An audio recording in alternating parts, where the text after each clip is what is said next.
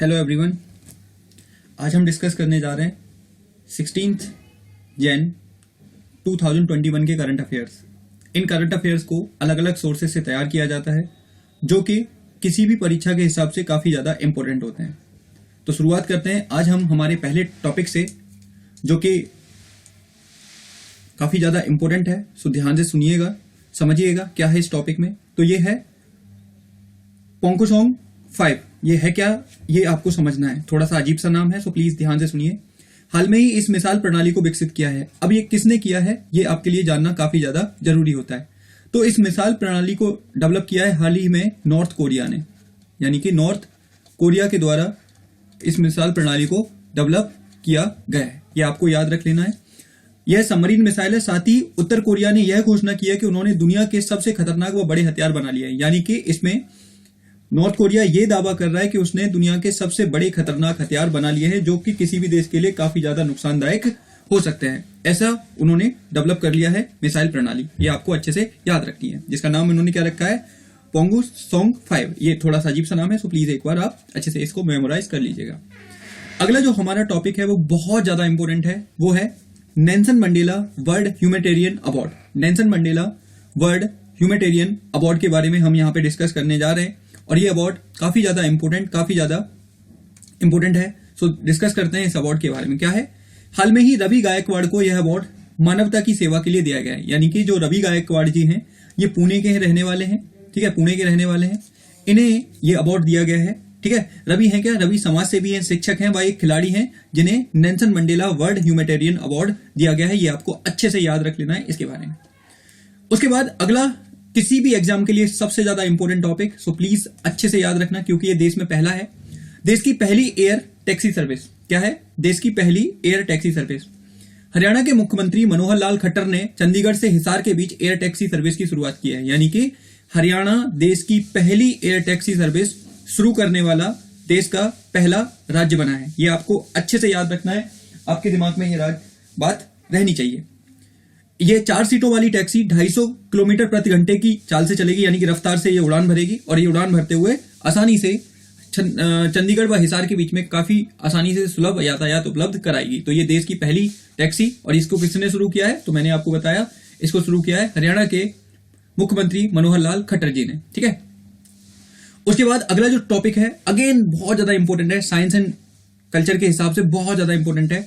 विश्व की सबसे पुरानी गुफा चित्रकारी, यानी कि हाल में ही विश्व की सबसे पुरानी गुफा चित्रकारी की खोज हुई है। कहां पर, पुरातत्वविदों ने हाल में ही इंडोनेशिया के सुलावेसी द्वीप पर इस गुफा चित्रकारी की खोज की है और ऐसा माना जाता है कि यह 45,500 साल पुरानी चित्रकारी में सूर्य का चित्र अंकित है। ये काफी ज्यादा पुरानी चित्रकारी है और ये गुफा चित्रकारी है, ये अपने आप में बड़ी बात है। और कहां पर खोजी गई है, तो इंडोनेशिया के सुलावेसी द्वीप पर, जो कि लगभग 45,500 साल पुरानी है।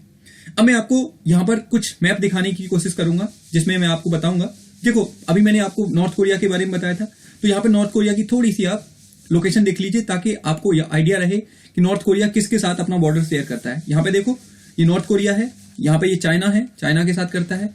और आप यहाँ पर अगर देखोगे तो यहाँ पर ये हल्का सा बॉर्डर रशिया के साथ भी शेयर करता है, ठीक है।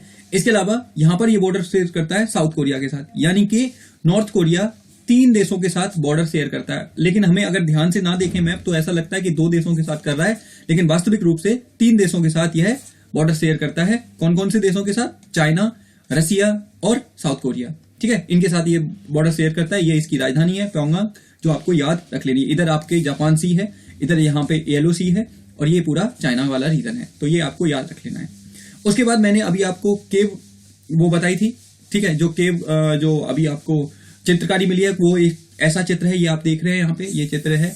ऐसे लग रहा है कि ये एक पिग है, एक सुअर है, जो इसकी आकृति हमें देखने को यहाँ पे मिल रही है। ये आपके दिमाग में रहनी चाहिए बात। उसके बाद थोड़ा सा हम सुलावेसी द्वीप को देख लेते हैं, कहां पर है, तो ये इंडोनेशिया का मैप है, ठीक है। इंडोनेशिया के मैप में यहाँ पर ये सुलावेसी है, ये थोड़ा सा ब्लर हो गया है तो आप इसको मैनेज करिएगा। यहाँ पर ये सुलावेसी द्वीप है, जो मैंने अभी आपको बताया कि यहाँ पर दुनिया की सबसे पुरानी चित्रकारी, खास करके गुफा चित्रकारी की खोज की गई है। अगली हम बात करते हैं 2021 में भारतीय मिशन, यानी कि 2021 में भारत सरकार के द्वारा यह निर्धारित किया गया है कि वह एस्टोनिया, पराग्वे और डोमिनिकन गणराज्य में, यानी कि रिपब्लिक में क्या करेंगे, भारतीय मिशन खोलेंगे। 2021 में राजनयिक मिशन खोलने की अनुमति दे दी है। इससे भारत का राजनीतिक दायरा मजबूत होगा, साथ ही भारत की अंतर्राष्ट्रीय स्तर पर छवि भी मजबूत होगी। ये सभी वो देश हैं जो भारत को चाहते हैं कि भारत यूनाइटेड नेशन ऑर्गेनाइजेशन में स्थायी सदस्यता ले, जिससे कि भारत का दायरा और ज्यादा बढ़ जाएगा और साथ ही मजबूत हो जाएगा। तो ये आपको याद रख लेना। मैं अभी आपको इनको मैप में भी दिखा दूंगा कहां कहां पर ये मौजूद हैं। उसके बाद एक अच्छी तो नहीं कहूंगा, काफी खराब न्यूज है, लेकिन हमें थोड़ा सा जानना जरूरी है होबारा बस्टर्ड के बारे में। बस्टर्ड होता क्या है? एक जीव है, एक बेसिकली पंछी है होबारा बस्टर्ड। हाल में ही पाकिस्तान की सरकार ने यूएई के शाही परिवार को इनके शिकार की अनुमति दे दी है। यानी कि होबारा बस्टर्ड के शिकार के लिए हाल में ही पाकिस्तान सरकार के द्वारा आदेश दे दिया गया है कि यूएई की शाही परिवार इसका शिकार कर सकता है। एशिया अफ्रीका के देशों में यह पाया जाता है, ये आपको याद रखना है। और अगर मैं इसका कंजर्वेशन स्टेटस देखूं तो आईयूएन स्टेटस है इसका वल्नरेबल, यानी कि काफी वल्नरेबल है ये। और साइट्स की अपेंडिक्स 1 में आते हैं, यानी कि अच्छा खासा इनको प्रोटेक्शन दिया गया है। लेकिन पाकिस्तान जैसा देश जो कुछ भी कर सकता है वही इन्होंने यहां पर भी किया है, शिकार के लिए उनको अनुमति दे दी है। ठीक है, ये आपको यहां पे याद रखना है। अगला जो हमारा टॉपिक है वो है अगेन वेरी वेरी इंपोर्टेंट। अगर आप किसी बैंक की तैयारी कर रहे हैं तो बहुत ज्यादा इंपोर्टेंट है। जयंत कुमार दास कमेटी। जयंत कुमार दास कमेटी, देखो ये दास ऐसे ही उनका नाम लिखा हुआ है तो मैंने यहां पे वैसे ही लिखा है, सो प्लीज इसको ये मत समझना कि मैंने गलत लिखा है, ऐसा नहीं है। जयंत कुमार दास कमेटी, आरबीआई के द्वारा डिजिटल लोन की जांच के लिए इस कमेटी को गठित किया गया है। अभी तक देखो आपने देखा होगा कि बैंक मुख्य रूप से जो लोन देते हैं वो कैसे देते हैं? लोन देते हैं वो मुख्य रूप से पेपर पूरी कार्रवाई करने के बाद देते हैं।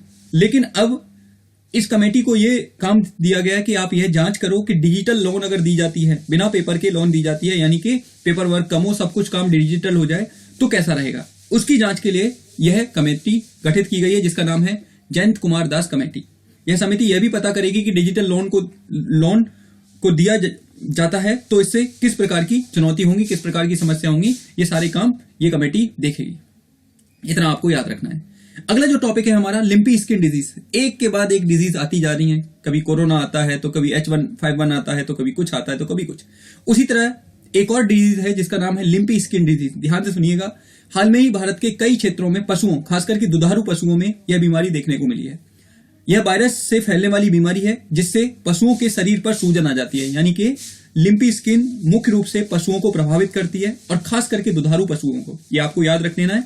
और सबसे इंपॉर्टेंट चीज यह वायरस से फैलती है और इसमें होता क्या है, शरीर पर सूजन आ जाती है, चकते से पड़ जाते हैं, जिसकी वजह से पशुओं की कई बार मृत्यु तक हो जाती है। तो यह है लिम्पी स्किन डिजीज, ये आपको याद रख लेना है। अब मैं यहाँ पे उन देशों के बारे में बता रहा था। यहाँ पे ये देखिए, ये हम रसिया है, ठीक है, ये रसिया है। यहां पर ये जो रीजन है ये है एस्टोनिया। यहां पे आप देख रहे हैं एस्टोनिया, ये यूरोप है पूरा, और यूरोप में एस्टोनिया यहां पे आता है। ठीक है, रसिया के साथ अपना बॉर्डर शेयर करता है, ये आपको याद रख लेना है। यानी कि एस्टोनिया यूरोपियन कंट्री है, हमें ये पता रखना है। उसके बाद दूसरा यहां पे मैं आपको बता रहा था,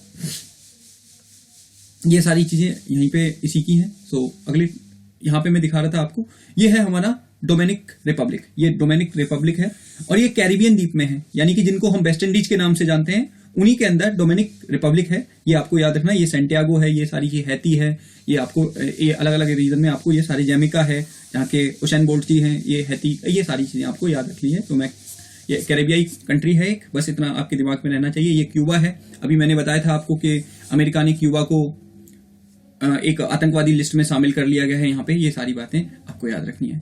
इसके बाद यहाँ पर एक और है पराग्वे, ये आपको याद रख लेना। ये साउथ अमेरिका में है पराग्वे। ये रहा, यहाँ पर पराग्वे के साथ बोलोविया अपनी सीमा साझा करता है, ब्राजील साझा करता है, फिर आपका ये अर्जेंटीना साझा करता है, यानी कि 3 देशों के साथ ये सीमा साझा करता है। और आपको याद रखना है यह एक लैंडलॉक्ड कंट्री है, यानी कि समंदर के साथ इसकी कोई सीमा साझा नहीं होती। ये आपको अच्छे से याद रख लेना है। किसके बारे में? पराग्वे के बारे में।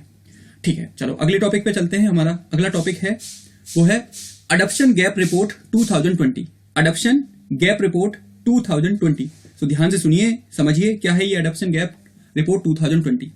हाल ही में संयुक्त राष्ट्र पर्यावरण कार्यक्रम यूएनईपी ने इस रिपोर्ट के 5वें संस्करण को जारी किया है। यानी कि आपको याद रखना है किसके द्वारा ये जारी की जाती है, तो यह यूएनईपी के द्वारा, यानी कि संयुक्त राष्ट्र पर्यावरण कार्यक्रम, इंग्लिश में यूनाइटेड नेशन एनवायरमेंटल प्रोग्राम के द्वारा अडॉप्शन गैप रिपोर्ट 2020 पेश की गई है। क्या बताया गया है रिपोर्ट में?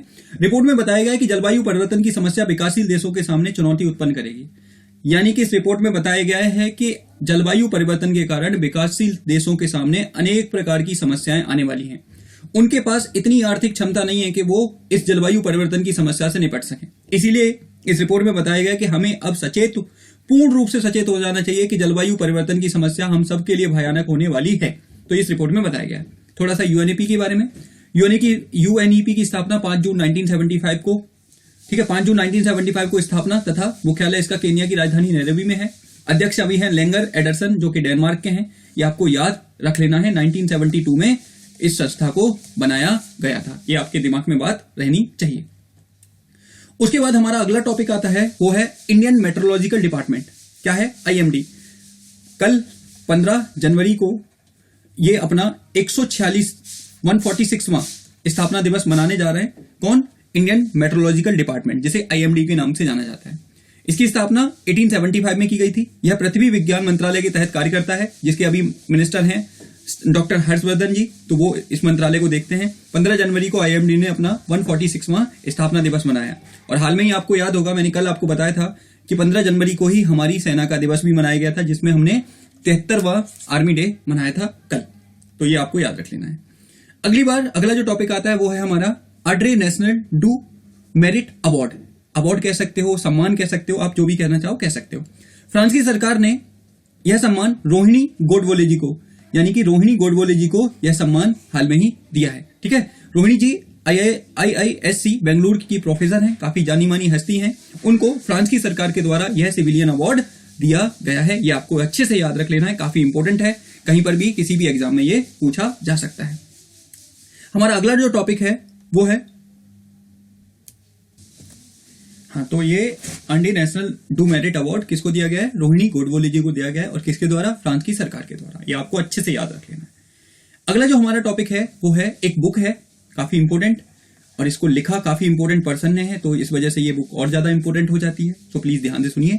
The population myth, Islam, family planning and politics in India. The population myth, Islam, family planning and politics in India. क्या है ये बुक? यह पुस्तक पूर्व चुनाव आयुक्त, यानी कि मुख्य चुनाव आयुक्त, यहाँ पे मुख्य आपको याद रखना है, मुख्य चुनाव आयुक्त SY कुरैशी जी ने लिखी है। इस पुस्तक को लिखा गया है। यह भारत के 17वें ECI थे, यानी कि chief election commissioner of India थे ये, जिनका कार्यकाल 2010 से 2012 के बीच में था। तो ये आपको याद रख लेना है। बुक का नाम the population myth, Islam, family planning and politics in India. लिखा किसने है? SY कुरैशी जी ने लिखा है, जो भारत के 17वें ECI थे। नेक्स्ट, अगला जो हमारा टॉपिक है वो है थिरुवल्लुवर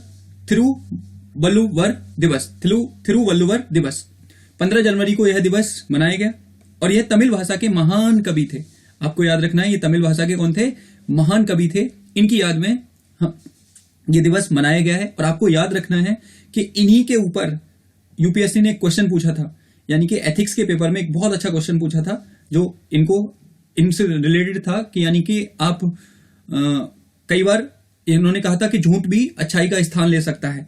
तो इसमें इस तरह का एक क्वेश्चन था जो पूछा गया था यूपीएससी के द्वारा। थिरुवल्लुवर का दिवस, बेसिकली उनके ऊपर ये क्वेश्चन पूछा गया था। तो ये आपको याद रखना है। तो ये दिवस 15 जनवरी को मनाया जाता है।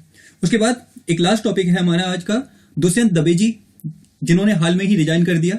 हाल ही में इन्होंने सुप्रीम कोर्ट की बार एसोसिएशन की अध्यक्षता से त्याग पत्र दे दिया, यानी कि इन्होंने रिजाइन कर दिया अपने आप को कि ये अब आगे बार एसोसिएशन के अध्यक्ष नहीं रहेंगे। तो ये आपको याद रख लेना है दुष्यंत दवे जी के बारे में। तो ये थे आज के हमारे मुख्य करंट अफेयर्स, जिसको अलग अलग सोर्सेज से, अलग अलग चीजों से मैंने बनाया है।